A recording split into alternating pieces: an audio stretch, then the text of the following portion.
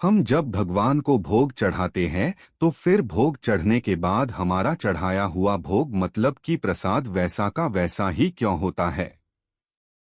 एक दिन एक लड़के ने क्लास में अपने शिक्षक से प्रश्न पूछा कि गुरुजी, हम भगवान को भोग चढ़ाते हैं तो फिर उस भोग में से भगवान कुछ लेते क्यों नहीं हैं?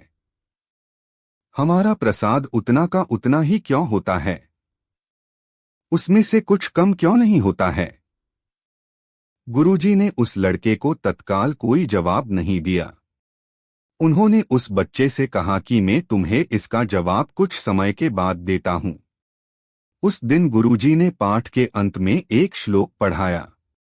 पाठ पूरा करने के बाद गुरुजी ने सभी शिष्यों से कहा कि वे सब पुस्तक में से देखकर श्लोक कंठस्थ कर ले। करीब 1 घंटे बाद गुरु ने प्रश्न करने वाले शिष्य से पूछा कि उसे श्लोक कंठस्थ हुआ कि नहीं। उस शिष्य ने पूरा श्लोक शुद्ध शुद्ध गुरु को सुना दिया। फिर भी गुरु ने सिर नहीं में हिलाया।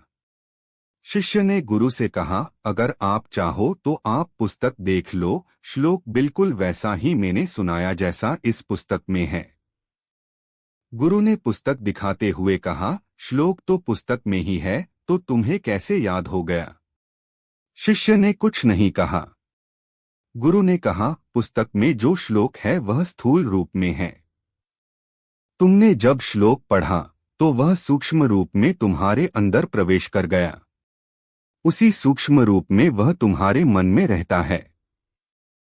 इतना ही नहीं, जब तुमने इसको पढ़कर कंठस्थ कर दिया तब भी पुस्तक के स्थूल रूप के श्लोक में कोई कमी नहीं आई। इसी प्रकार पूरे विश्व में रहते परमात्मा हमारे द्वारा चढ़ाए गए भोग को सूक्ष्म रूप में ग्रहण करते हैं और इससे स्थूल रूप के वस्तु में कोई कमी नहीं होती है। उसी को हम प्रसाद के रूप में स्वीकार करते हैं।